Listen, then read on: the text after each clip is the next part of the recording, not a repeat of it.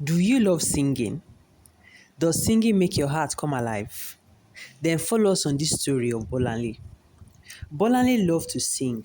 For as long as she could remember, singing felt like breathing to her, natural, necessary, alive. Her mother was a church warden at the Celestial Church of Christ, Okegbala in Efun Ekiti. 3 times a week, sometimes more, they would attend church services. Church was basically home. And every time the choir sang, Bolanle stood close, watching, learning, waiting. She was still too young to officially join, but her voice was already finding its place. When she finally became old enough to join the choir, she did. And when she joined, she sang with all her heart. She practiced endlessly. And whenever the choir was invited to sing at events, Bolanle never disappointed. Her voice carried emotion, soft and powerful, yet unmistakably beautiful. Throughout secondary school and even into the university, singing remained her anchor. While studying theatre arts, she spent her free time training her voice, learning discipline, and understanding performance. Then one day, everything changed. The select choir was invited to perform at the burial ceremony of a respected pastor, the father of a local celebrity known as Shabuzi. The gathering was large, influential, and quite emotional. When Bolanle sang that day, the atmosphere shifted. Her rendition of popular Yoruba gospel songs moved people to tears. Amongst the guests was a music composer for the Yoruba film industry. He had been searching for a soprano voice, one that could carry Yoruba notes with the right accent, the right feeling, and he found it in Bolanle.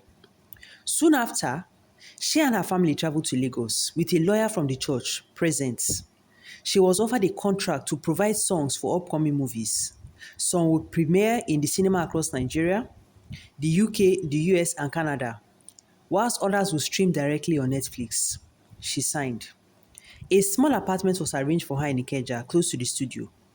She couldn't drive yet, so she often walked to work. Her mother stayed for a week to help her settle before returning to Ekiti. Then, the real work began. Bolanle poured herself into music. She wrote lyrics. She shaped melodies. She gave life to musical notes. The work demanded sacrifice. No cold water to protect her voice, for example. Long hours, with tight deadlines, endless retakes, because perfection was the standard. With films heading to global platforms, there was little room for error. To promote upcoming movies, she also recorded voiceovers for short reels on TikTok and YouTube. Her voice began traveling farther than she could, but success came with loneliness. Away from family with little time to travel, the quiet moments were heavy. Her parents visited often until she slowly built friendships within her church and her neighborhood. Then came another call. The biggest actress and movie producer in the industry wanted her. A new movie was coming. The intro song had to be funny, trendy, full of rhymes, yet deeply rooted in Yoruba culture. They tried again and again, nothing worked. Out of ideas, Bolanle asked to go home to Ekiti for inspiration. On the bus ride back, she listened carefully to the conductors, their rhythm, their humor, their poetic, playful way of speaking. By the time she returned to Lagos a week later, she had found it. The song was funny, catchy, authentic, and alive. And when it was released, it exploded. The song went viral. It became the anthem at Owambe parties.